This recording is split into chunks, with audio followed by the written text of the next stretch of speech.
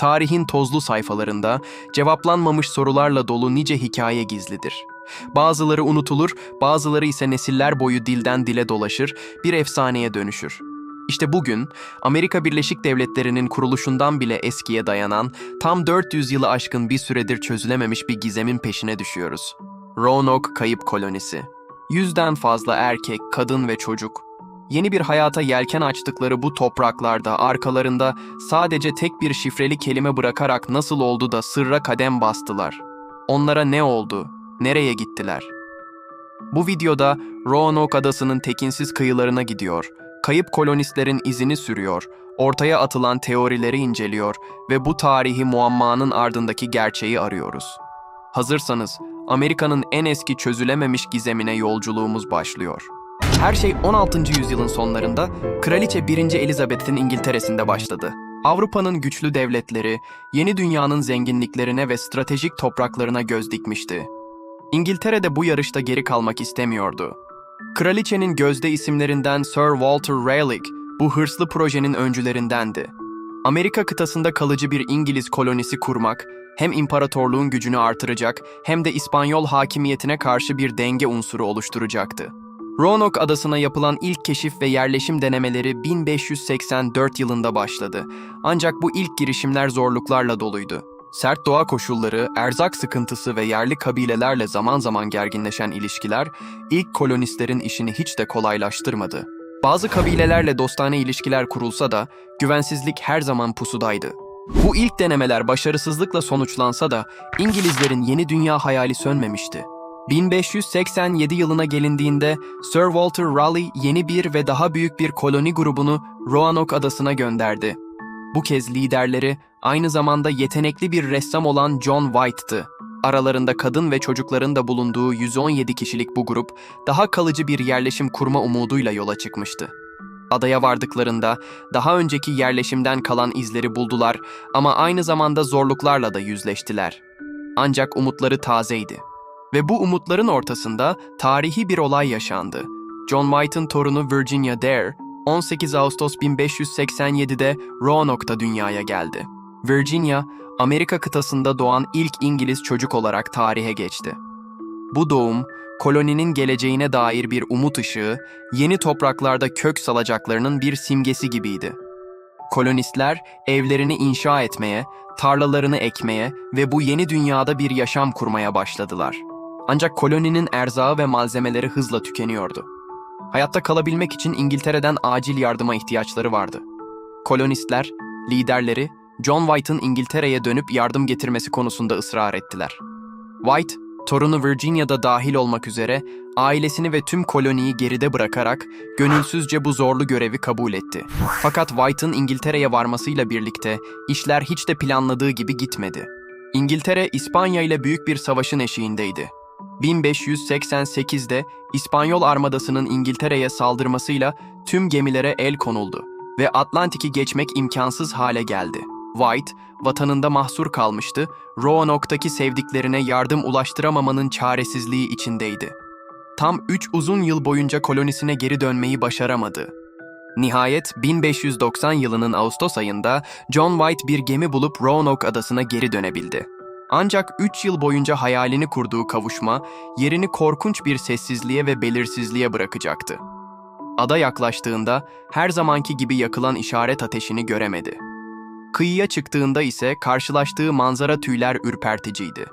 Koloninin yerleştiği alan tamamen terk edilmişti. Evler özenle sökülmüş, etrafta herhangi bir mücadele veya saldırı izi yoktu. Sanki insanlar bir anda buharlaşmıştı. Ve sonra o gizemli ipucunu buldu. Yerleşimin etrafını çeviren savunma çitinin ana direklerinden birine büyük harflerle kazınmıştı. Croatoan. Yakındaki bir ağaçta ise Crow harfleri vardı. White, adadan ayrılmadan önce kolonistlerle bir anlaşma yapmıştı. Eğer bir yere taşınmak zorunda kalırlarsa, varış yerlerinin adını bir ağaca kazıyacaklardı. Eğer tehlike altında ayrılmışlarsa, ismin yanına bir Malta haçı çizeceklerdi. Ama Croatoan kelimesinin yanında hiçbir haç işareti yoktu. Peki, 100'den fazla koloniste ne olmuştu? Croatoan ne anlama geliyordu?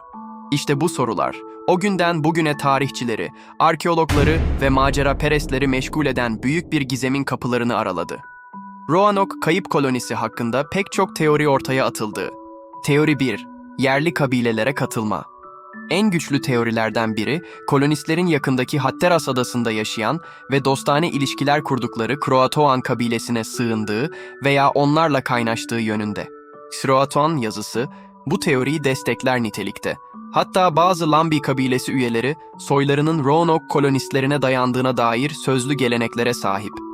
Teori 2. Düşman kabileler tarafından yok edilme. Kolonistlerin bölgedeki daha saldırgan yerli kabileler tarafından katledilmiş olabileceği de bir olasılık. Ancak yerleşim yerinde belirgin bir çatışma izinin olmaması bu teoriyi zayıflatıyor. Teori 3. Salgın hastalık ve açlık. Koloninin zorlu yaşam koşulları, yiyecek kıtlığı ve hastalıklar nedeniyle zayıf düşüp dağılmış veya ölmüş olabileceği düşünülüyor. Bu durumda hayatta kalanlar küçük gruplar halinde farklı yerlere gitmiş olabilir. Teori 4. Anakaraya göç. Kolonistlerin adadan ayrılıp anakarada daha güvenli bir yere göç etmiş olabileceği ve orada zamanla izlerini kaybettirdikleri de bir başka teori. Son yıllarda yapılan bazı arkeolojik buluntular bu ihtimali destekler gibi görünse de kesin bir kanıt henüz yok. Teori 5. İspanyollar tarafından yok edilme. O dönemde bölgede hakimiyet kurmaya çalışan İspanyolların İngiliz kolonisini bir tehdit olarak görüp ortadan kaldırmış olabileceği de iddia ediliyor. Ancak buna dair de somut bir kanıt bulunmuyor. Her bir teori, kendi içinde bazı ipuçları ve soru işaretleri barındırıyor. Ama hiçbiri, kayıp koloninin akıbetini kesin olarak açıklamaya yetmiyor. Roanoke gizemi, modern bilimin de ilgisini çekmeye devam ediyor. Arkeologlar Roanoke adası ve çevresinde yıllardır kazılar yapıyor, kayıp kolonistlere ait en ufak bir izi bulmaya çalışıyorlar. Bulunan bazı çanak çömlek parçaları, metal eşyalar ve hatta bir altın mühür yüzüğü, umutları canlı tutsa da gizemi çözmeye yetmiyor.